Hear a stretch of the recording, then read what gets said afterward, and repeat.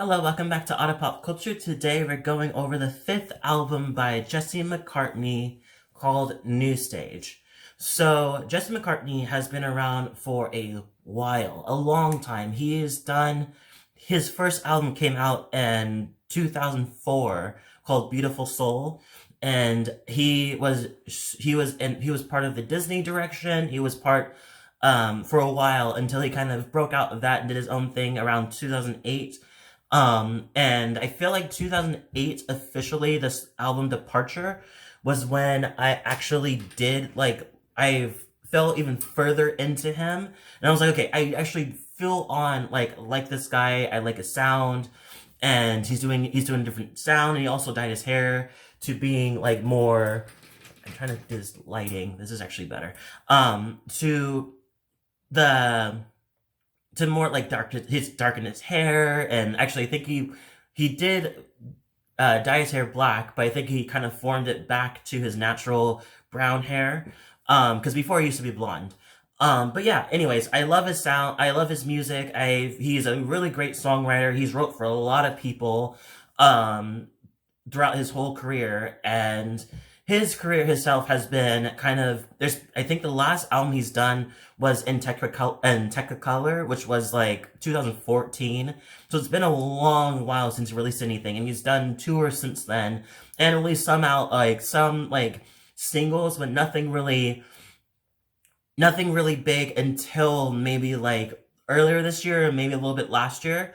And then he started releasing songs for this album. So this album actually really nice. It gives me nice little nostalgia because it reminds me of how good of a songwriter he is. And it also puts him in a space where he's in a much happier space, because I feel like in Technicolor kind of bounced between like fun, love lost, and love found in a weird way. And Departure was completely love lost and not calling that person and fuck that person, blah blah blah. But this was actually in a complete opposite. It's like it feels like it's Departure's opposite. It's the found love and is happy and is in a much more stable space of where he's very content of where he's at, and kind of saying things in a different light. So let me go down through the songs. There's just 10 tracks to this, so I can pretty much hammer through this with the idea of just going through the songs I like and the songs that I want to mention. So, the album starts off with Discovering You. The song Discovering You, pretty much talking about just discovering his wife in a more of a direction of, as much as all of the things that he would do, if he would do all, like, he says, like, if I was Fortune 500, and won the presidency, it wouldn't matter, because baby, the best thing I'll ever do will be discovering you. So he also has a lot of metaphors in his songs, but unlike some of these albums I mentioned that was just like there's a lot of metaphors I just don't really understand, they connect nicely, and it doesn't really make you think too hard about like what could that mean. He knows exactly how to give you the sweet spot between the two. So yeah, there's that one, and then there's Yours, which I didn't really care for. I feel like it's kind of there's one song that I felt like kind of which is like okay, it's kind of simple, but it was the first song to this album. But where it really gets juicy is when we go off from What If I Missed You. This one is a really good song, and I love the idea because I don't really think people talk about this type of topic on a level of they made it seem like his thing is that he was just having a bad day. He was late for a meeting because his phone died and all these things. He's in traffic. He's trying to get places. But what happened was he literally just like he says but I saw you there on the corner of Sixth, and I looked back now, and it all makes sense.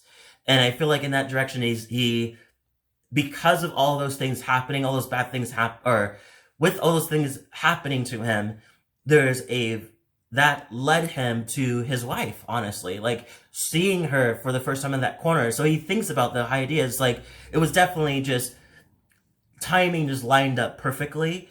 And he thinks it's like, what if I missed you? What if my lips never had kissed you? I want to believe that we were gonna happen anyways, but if I took a second turn, or but if I took a turn a second late. So pretty much the idea is like just that second, if he wasn't late to the meeting, if he did make it on time, his phone wasn't charged or was fully charged and he made it there, he would have never saw her. Or at least in that situation. So he thinks about that. Like, what if I didn't see you? What if that didn't happen? So I love that kind of talk in that direction. Um, Next song I really like, which is the second single to this album, which is Friends. This one pretty much talking about how he loves his friends. He wouldn't be anything without them, and really loves the fact that he can go to tours and do all his career and then come right back to his hometown or whatever, and just nothing changed with them. They're still friends and everything. And he says, I go away no matter what, how long, pick up right where we left off. Highs and lows, I am never alone. That's always there. They're always there when I get home. And he says, they say you are who you hang out with. I guess I'm that awesome. I guess that I'm awesome. Because he sees his friends as awesome. Going into the next one I like is Party for Two. This one has a nice little kind of very slow, slinky, sensual kind of like dance to it that it feels like this production sounds with the little steel drums in the background, just subtly inside of it. This one just talked about spending time with his wife and the idea of just like them having a good time and just spending a lot of time with each other and dancing as he says, dancing in the kitchen, barefoot on a table. It just seems like they have a good time together. Going into another one I like, which is New Stage. This one's really fun. I feel like this one talks about the idea of reflecting the times where you wanted to be inside the nightlife and going party and chasing girls and all this shit like that.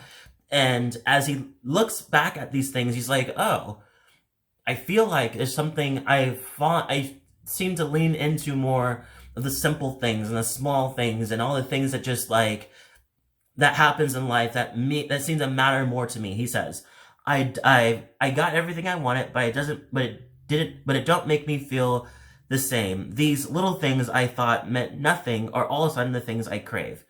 And I love that. I feel like as you get older, it feels like for me personally, I feel like I get that too. It's just like, me on the side, I still want to party. But I feel like in this situation, it feels like he understands that like I said earlier, like he found a space in his life where he feels very satisfied and to the point where he just like appreciates the smaller things and the simple things and not really looking for all that complications of going hard at the club and chasing these girls and everything, because he already has a girlfriend or a wife that he loves. And so he says, I don't need to chase girls because I found the right one and I'm keeping her safe. I'm in a whole new stage. I like metaphorically to the idea that he's always on a stage. And then I want to point out to Lemonade that I really like. This one pretty much talks about the idea of his wife lifting him up, and in that space of like, you make me feel good. When I feel like when life gets sour, I need a break, baby. You come like sugarcane, or you come in like sugarcane when I don't think I measure up. You freshen up my cup. Show me what it's made, Lemonade.